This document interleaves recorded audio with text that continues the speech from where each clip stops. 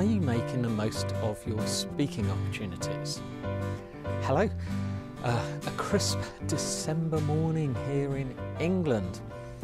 Luckily, I'll be flying to San Diego for the California sunshine very soon. Although, to be fair, I'll be stuck in a hotel for 3 days, airport, hotel, air conditioning, and then off again, so I won't really get to see it. Oh, did I not introduce myself? Oh, I am sorry.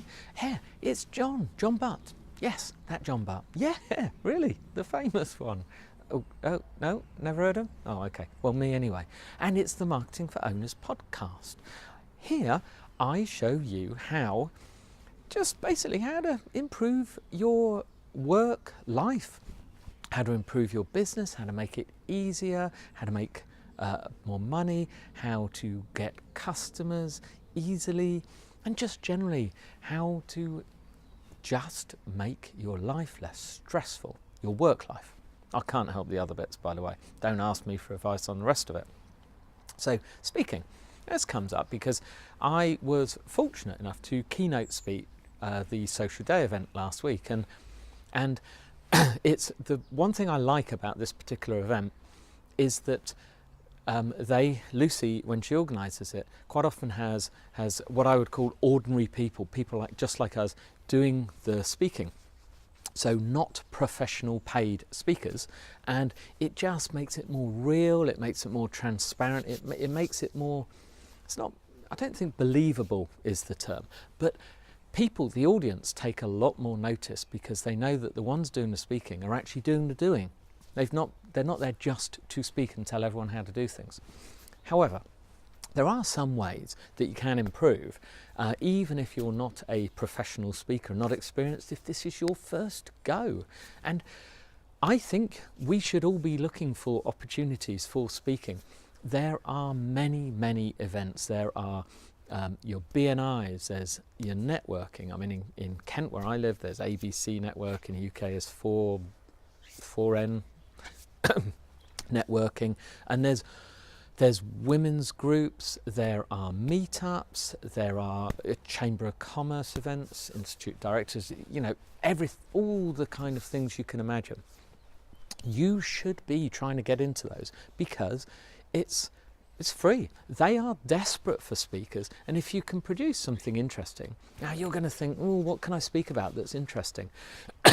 Well, generally, if you are in business and you've been around for any length of time, any of your business experiences that you've learnt, that you've failed at, that you've done well at, that you've learnt, and how you've progressed, how you got from here to there, or there to here, probably better. People will be interested. Don't you worry. The most important thing is getting there, standing up and speaking, because people will come and talk to you afterwards. So here's a few little tips. First of all, before you go and speak, practice. Practice looking at a mirror, practice talking to your spouse or whatever it is. I mean, the speech is, what's it going to be, 20 minutes, half an hour, something like that. It's no big deal, not a big deal, but please practice it before you actually get there. Don't ever have that as the first one. When you're driving along in your car, talk to yourself, say your speech over and over. The top keynote speakers, the ones who earn thousands, they will practice that to death. Their keynote speech, they'll practice it for months before they actually get up on stage and deliver it. That's why they're so slick. Why don't you do it? Now, another one is when you're actually talking to the audience, don't pace up and down. Now, it's most of us will do it subconsciously. Please do move. That's important. You should cover the stage and cover the whole audience. But when you move to a new position and stand there and talk. Then move to another position on the other side and stand there and talk.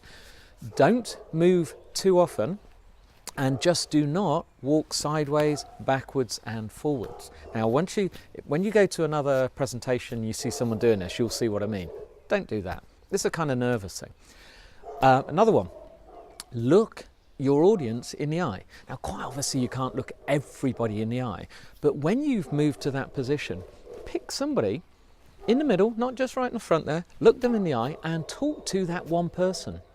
Then, when you move, look at someone else, talk to that one person. Because when we have conversations, it's much better. When we're speaking and broadcasting, it's much better to have to change that to being a conversation with a person. If you talk to one person, you get a sort of an emotional response. They will smile, they'll seem nervous and wonder, why on earth are you looking at me? But it's just more real. It will help the way you speak. Another one is make sure you speak clearly and slowly enough so that people can hear you and understand, especially if you're speaking in another country where people may, or you have an accent or something like that. So speak clearly. You don't have to speak up if there's a microphone. At the same time, you shouldn't speak quietly like this because you've got a microphone. That's another point. When I spoke at this one, I was stuck with a lectern with a swan neck microphone on it, so I actually had to stand still. Strangely, some others event got mic'd up and some had a handheld. If you are using a handheld microphone, please stick it on your chin and kind of try and remember you've got a microphone. Don't let it slip. Don't go to side. Remember you've got a microphone. Do not use it as a pointer because you'll go like this. And now if you can see me on a video, by the way, I'm doing this on video, you'll say, and here we have no. Yeah, as you point away at your slides with using that as a pointer, people can't hear you. That's funny. And when it comes to slides, personally, I find a lot of pressure putting together slides. I've got an itchy nose there. A lot of pressure putting together slides. By the way, that dog does not agree with me. Don't take any notice of the dog. I'm outside in the garden and that's what you get. But when it comes to slides, I'm not going to tell you how many to have, but do not put your entire speech up on slides, please. The audience needs to be looking at you. They can hear the words coming out of your mouth. They do not want to be reading because from a distance that's really hard to read. Why on earth should you be there? If you're just going to write it all up on slides, they don't need you. So if you're going to put your words on slides, which is what I recommend, is just put a single statement every now and again, your killer statement. So you can talk like this and then put, for instance from that, it will just put your killer statement. And that's it, that's all you need. Nice, big, clear lettering.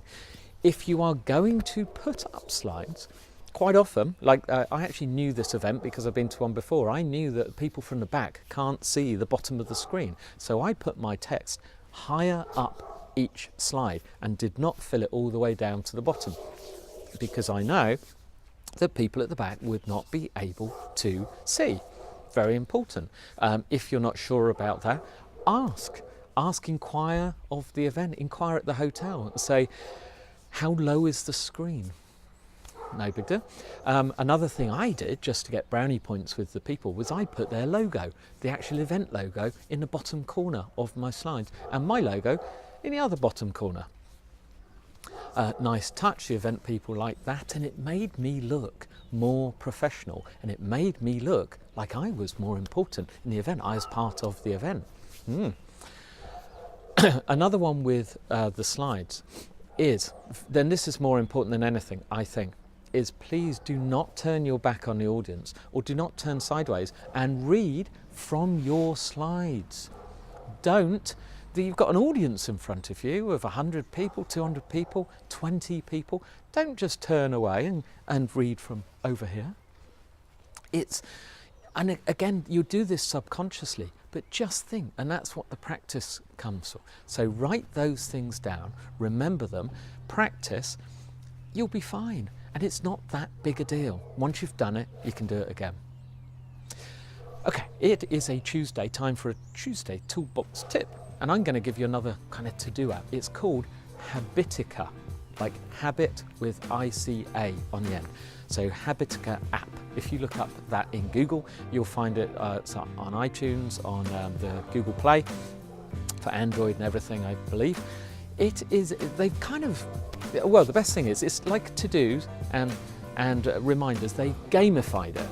Lots of people struggle with to-dos, and I think you should try anything to find what works for you. They've gamified it, so once you do stuff, you'll get little rewards and things. Kind of clever.